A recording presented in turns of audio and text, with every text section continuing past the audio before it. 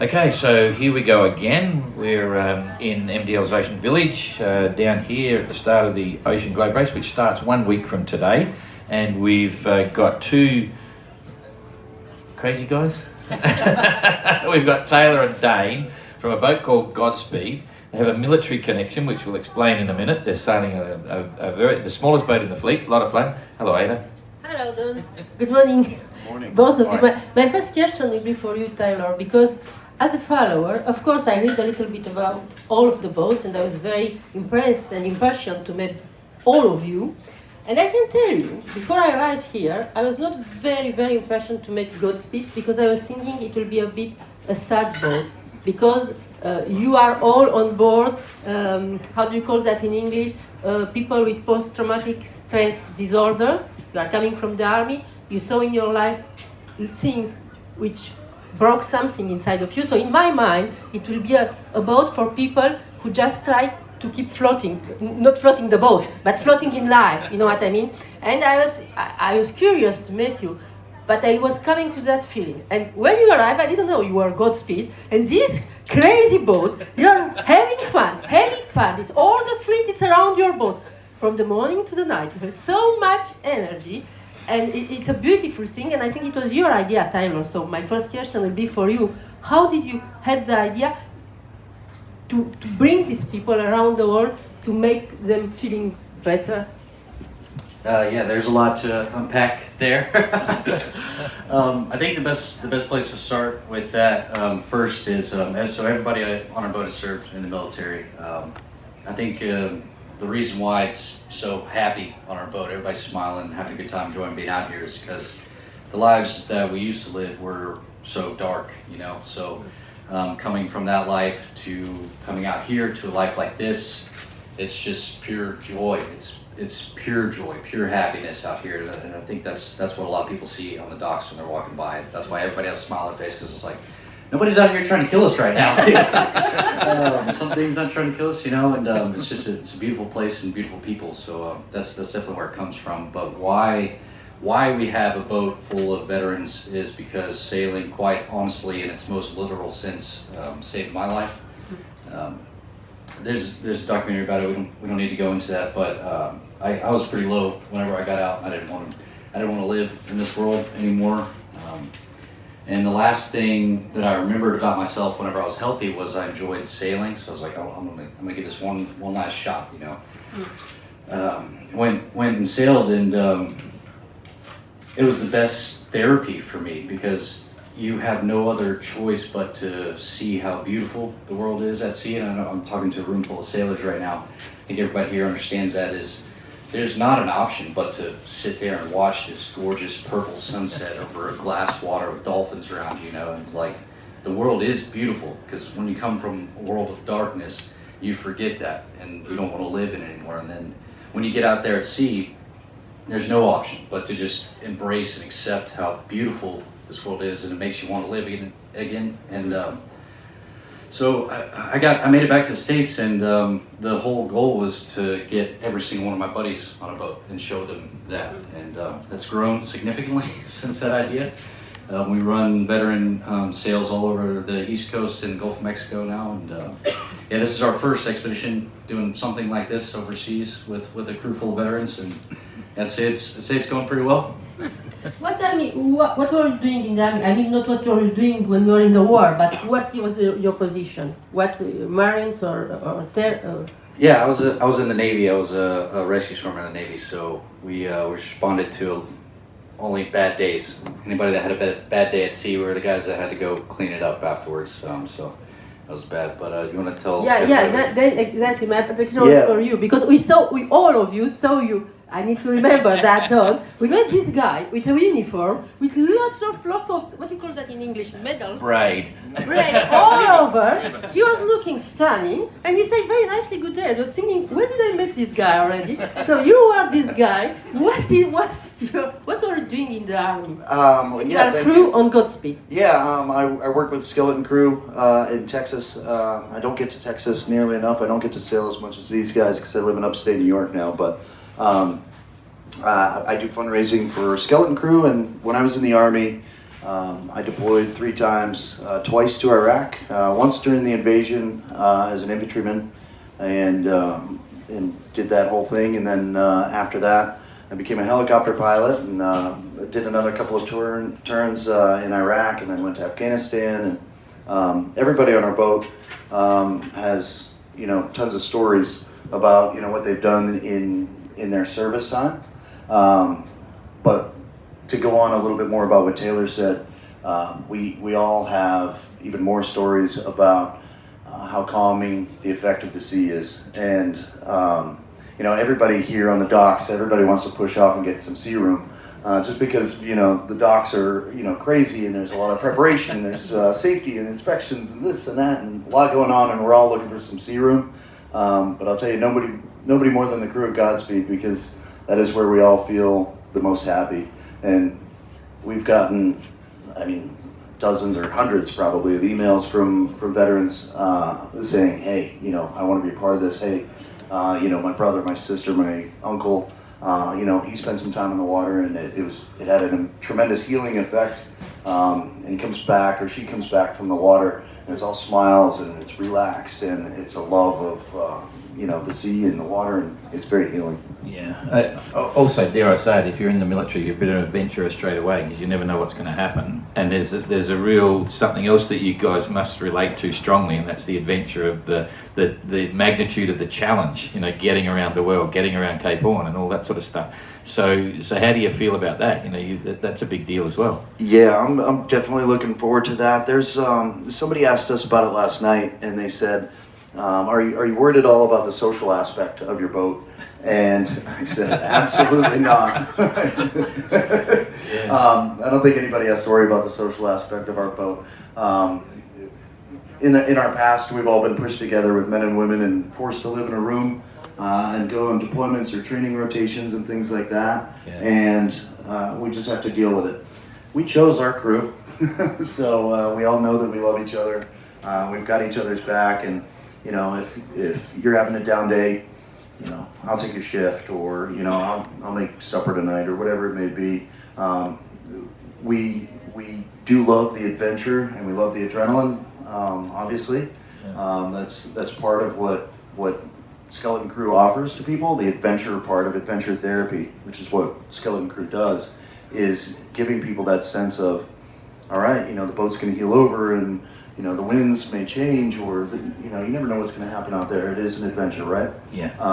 And that is what kind of draws the military personality into it. Yeah, and some of my other adventures, I've spent time with military guys on board, and I've got to say, I can imagine what it's like here. You will all have a warped sense of humour. When it's getting dark, you'll be laughing louder. Anyway, so tell like the story. I know your story, Taylor. You saw the OGR. You already had a boat. You were doing some stuff down off Cape Horn and stuff. You thought, we've got to do this, and you had grand plans of a big boat and huge money and all that, and that it all went to mud. Right, and he said, I don't think we're going to make it. And then we had discussions. You'd put a boat to me and said, sorry, it doesn't qualify. And I'd said to you, go and get blah, blah, blah. And you found a boat. And all of a sudden, and it was really late. It was only like late last year. So tell us, stay from there. You found a boat. Describe the boat, what had happened to it, and where you are now. Yeah, it has been a couple of years since you guys started. My first email to you was whenever I was down there at Cape Horn. Yeah. Yeah, it was really hard. We had a couple boats lined up. Obviously, funding, we're a nonprofit, so funding fell through, sponsors back out. That happened, and then I sent you the link to Godspeed, and you're like, and I'd already seen that boat, and the whole story about being sort of wrecked and blah blah blah, and then fixed up, and we went down there. So Godspeed actually sunk in the BVI as one of the hurricane sunkers, so she was completely submerged underwater. And one of the guys is great guys down there. Steve Vero is the one that we worked with to get her. Rich Woolrich, they both have companies down there, and they loved this boat, and so they brought her back up and fixed the hull. And by the time, that's about when we came in the picture, we're like, hey, do you guys think this boat can go around the world? And you're like, this is January of this year. This past January, it was 6 months ago. And they're like, yeah, she can, but somebody's going to need to live on her and work. Thankfully, we have enough veterans that can do that. So yeah, we flew down to Tortola to go look at her. All of us fell in love with her. And then yes, so since February, we've pretty much just been living on the boat, rebuilding everything down there, the rigging. I mean, we've all replaced it ourselves because we don't have a whole lot of money, so all the work's done by us. But it works out. I think we have a pretty emotional connection with Godspeed because she's kind of banged up like all of us, and we love her. She's a our lot. girl. Yeah, she's definitely our girl. She's not the prettiest boat in the marina, and I apologize for that, guys, but she means a whole lot to us. Yeah, She's got heart. And I mean it was about 10,000 nautical miles just to get here on her, and she's taken care of us in a lot of storms so far. So it's only grown. Yeah, we love that boat dearly. Yeah. The name of your crew is Skeleton Crew, we understand why, but what means Godspeed? The name of the boat? Yeah, we that's been her name. We didn't change it. I actually I refuse to change boat names. I'm pretty superstitious. I did that once and it ended terribly, and I'll never change a boat's name again.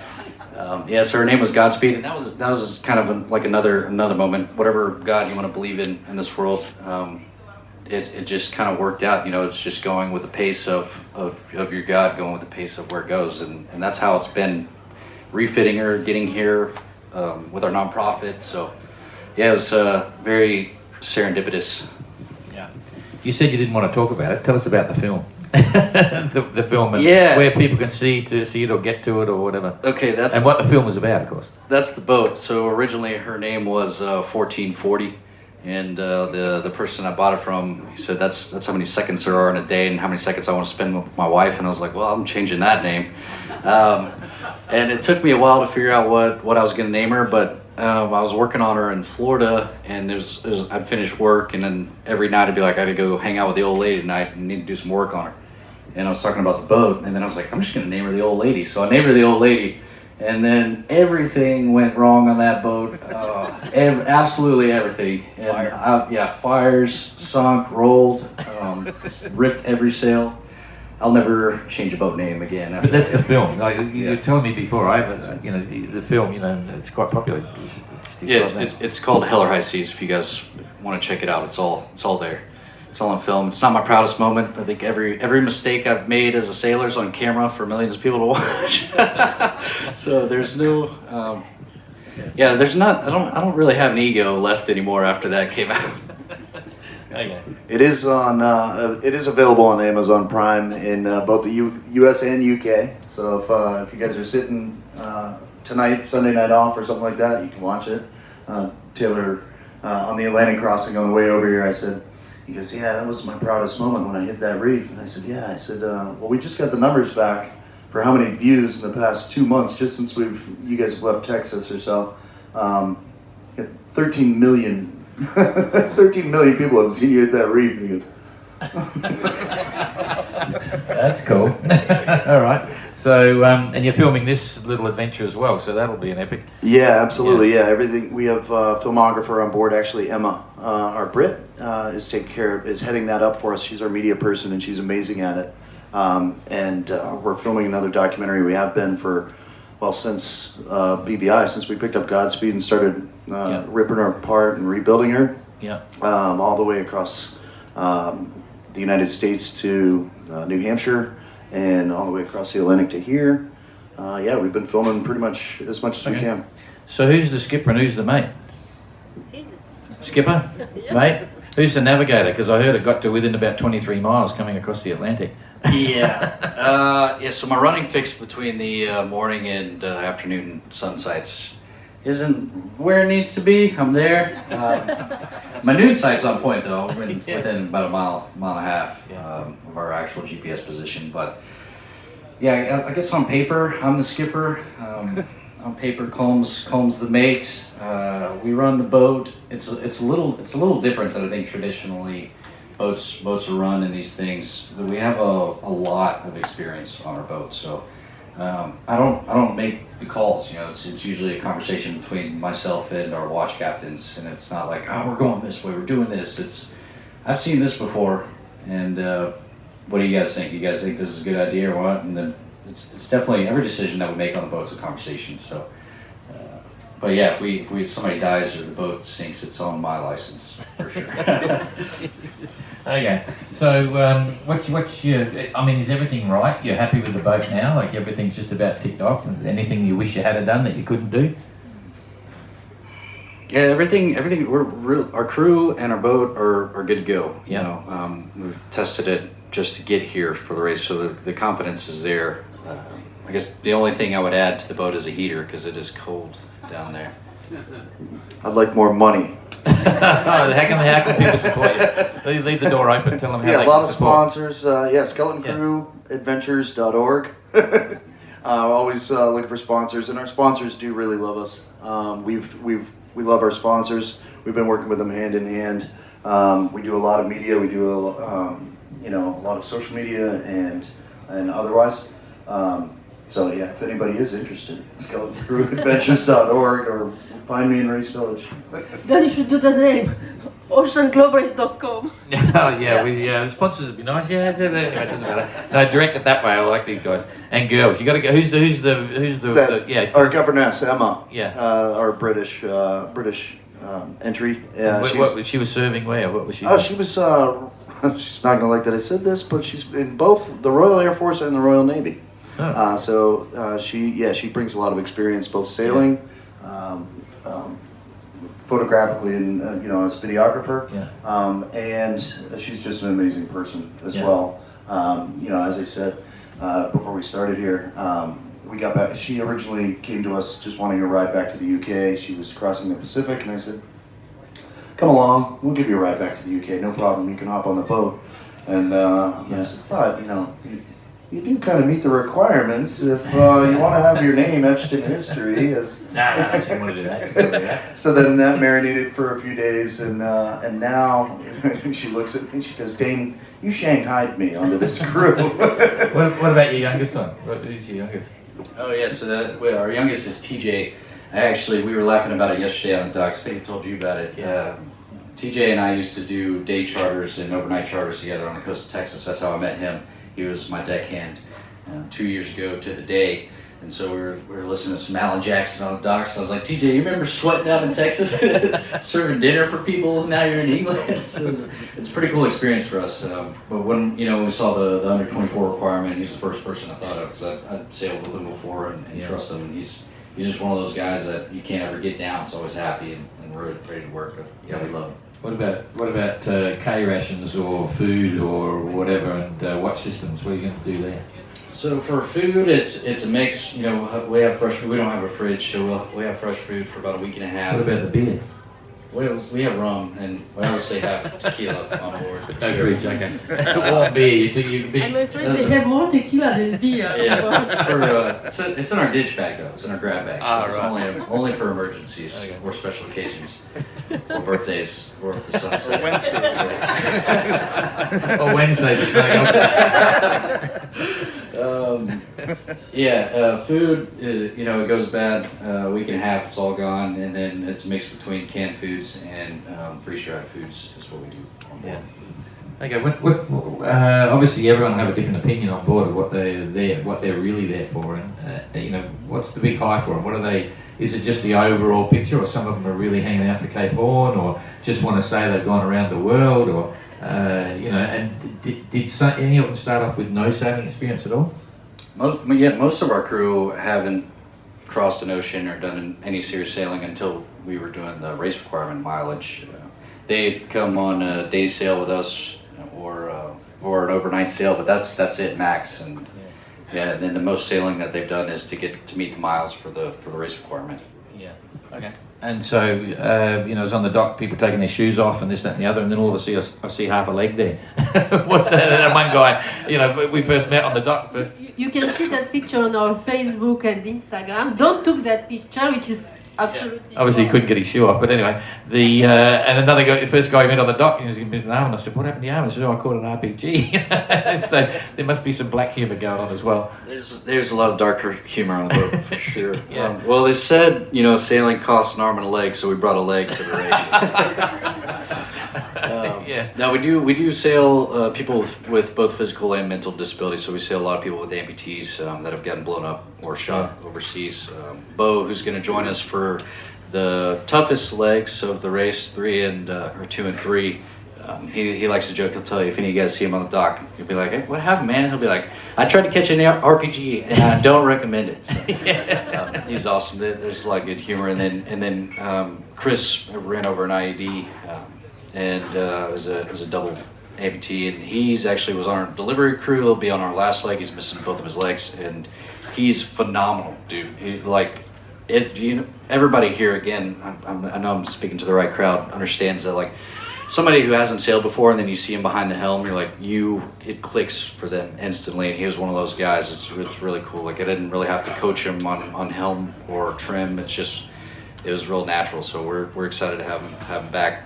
In the meantime, he has donated his leg to the crew, so we can take him around the world until he gets back. That's right. It's Yeah, he said, "Hey Dane," he goes, "I really wish I could be there for the whole race." He goes, "Do you think I could send you one of my legs and you could take it around the world?" I said, "Absolutely." So his new name's Hoppy, is it, for the next month or so? I got some strange looks walking with this leg hanging out of my backpack and at the X-ray machine in the airports for sure.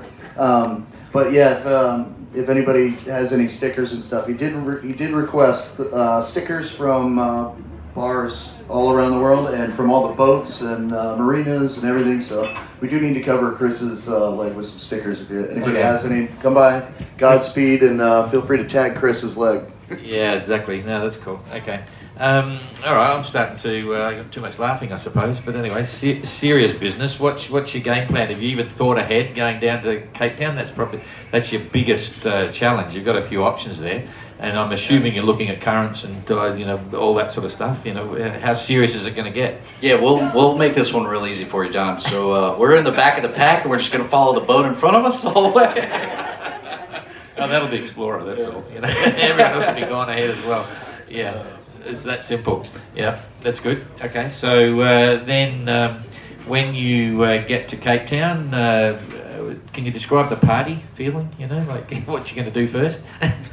And serious question: are you a dry ship or are you taking plenty of alcohol? Yeah, we're still a non-profit at the end of the day, so we are a dry ship. All joking aside, we don't. Nobody's drinking on board. Dry ship. It means we understand what they will do when they arrive to Cape Town for sure. Yeah, there's when we're underway, it is a bit more of a calm boat because the party is a little bit muted, I guess, but it's still definitely a hell of a crew and a hell of a time. But that being said, I will tell you on the way down, by the time you guys all see us in Cape Town, we will have a bit more art. We do have a tattoo gun on board, so when we are in the doldrums, we will be getting and giving tattoos. So there's several of the other crews that have come by and they said, "Really?" We said, "Yeah, absolutely." And they said, "Well, we'll see you in Cape Town. We're getting some tattoos from you guys in Cape Town."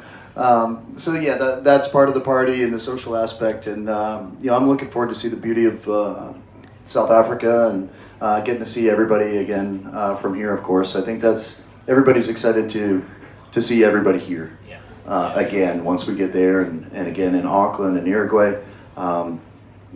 It's a lot of excitement for our brothers and sisters who are sailors and kind of get what we're doing and so on. So, oh yeah, and we're going hunting with one of the other crews. Have you got connections with like in New Zealand when we get there? No, I shouldn't do it. I'm sorry. So, I think if someone knows how to deal with fear, it must be you guys. But at the same time, at sea it's a different kind of fear. It's a different kind of team. What is your biggest fear during this voyage? Well, for me, I'll let you speak to this as well. For me, I don't like lightning. So, I know storms or electrical storms are not going to be the norm. But that's my one main fear. I have all the confidence in Godspeed. I have all the confidence in our crew and our rig and how she's fitted, how we're fitted. So outside factors, things like lightning, rogue waves, something like that. I mean, there's obviously a lot of people have been experiencing whales off of Spain and Portugal. So it's something like that, something that is outside of our control. But again, like you said, Aida, there's nobody I'd rather be with, and there's no other ship on the docks that I'd rather be on. And for the skipper, what's the responsibility of the boat and the crew? Yeah, I've thought about this a lot, and I don't think I could sail on a boat with civilians who have never sailed before, because it's really hard to describe what real fear is, and you don't know how people are going to react when they're terrified. Everybody's different. Some people can still stay in the game. Some people completely shut down. I think my sole confidence in our team at the end of the day and us finishing this race is every single person on the boat knows how they're going to react when they're truly terrified, truly scared, and have been in these situations enough to know what to do. And if they're not going to react, they're smart enough to say, "Hey, I can't take this right now. Can you go up top? Or Gotcha. Can you do this for me?" In my team, I'm not worried about it at all. Everybody has been there and has come close to death a lot. What I am, my fear is the other people in this race. I think about this quite a bit. Is like the other boats, and I know I joke about it a lot, but we are going to be in probably near the back of the race, and I'm kind of thankful for that, because we'll be the best boat to show up if something goes wrong on another boat, you know. I'm really scared about other people in this boat who have never seen the Southern Ocean, because that's all I've been doing on the docks, is thinking about how shitty it is down there and terrible and massive. It's beautiful at the same time, but I'm kind of jealous of being naive and not knowing what we're going into, but I've seen it and it's terrifying, you know. That's really what I'm worried about, is these other guys who have it. Don't worry about being terrified by the Southern Ocean. It's a beautiful place. Yeah, you'll love it. But you know, you guys have got something, you've got a huge head start on a lot of people, and I put it to you like this, having been on numerous expeditions, you know, when you have a group of people and you achieve something and you face fear in a different sense, not a military sense, when it's all over, you have this incredible bond, which you never lose, you know, it's there. You might not see them for 20 years and you come back and say, bang, straight into it. So that's something that a lot of the crews don't yet have, because they've formed together, and they're all good people. I'm not saying they're deficient, but they'll experience that when the OGR's over, you know, and you've already done it all as a team in the military and things like that, so you do have a head start in that department, so that's kind of cool. Yeah, and don't despair. You've got your IRC rating. Have you seen what your rating is yet? Yeah, we 'Cause do. you could still win the race, you know. we did It's get the smallest our boat. rating. Forgot to tell But- you are the smallest boat of the fleet. We are, but I have no idea how IRC ratings work, and so we got our IRC rating a couple days ago, and I was like, is this good or bad? I'm calling people, I'm like, I have no idea what it is. Yeah, I know what you mean. I'm with you. I'm not racing either. But anyway, Explorer's getting an IRC. So anyway, but apparently small boats can do very well on IRC rating, you know, depending on the weather, lots of things. So you're in with a chance. Don't despair, you know. Right. Yeah. So yeah, we didn't explain it. So Nauta Swan 51, smallest boat in the fleet. And obviously usually small boats on real time will normally be a little bit slower, but you're yet to sail with Explorer, you know, you might go past. You never know. I would With all love due respect, nothing Captain more Coconut. than for us to be next to Mark, I Captain hope Coconut. Mark will give you a hard time. No, he'll be Because happy. what you don't know is Explorer will be on the podium, don't? Oh, right, okay, well, we'll see. Anyway, all What's the good. GGR? What's the GGR? You Yeah, never yeah. know what happened. Yeah, exactly. Okay, so just an obscure question. We've got a few minutes left yet. Your uniform the other night, just describe your military history, not the experiences, just your history and what you did. And you said you went through the helicopter pilot. I didn't know that. Yeah. You had a lot of ribbons and stuff. You know, there were various campaigns and. Yeah, you know. no, when I bought the jacket, that's what was on there. I figured I probably shouldn't remove them. They belong to somebody who's done a lot of stuff, and I thought that would be a little disrespectful. Oh, right, okay. Yeah, that makes sense. No, yeah, the ribbons are all for various different things. I've done some work with the Navy, so I have a Joint Meritorious Service Medal for some work I did with them in Afghanistan. Other stuff, this isn't going to be hard for you to believe, but good conduct. And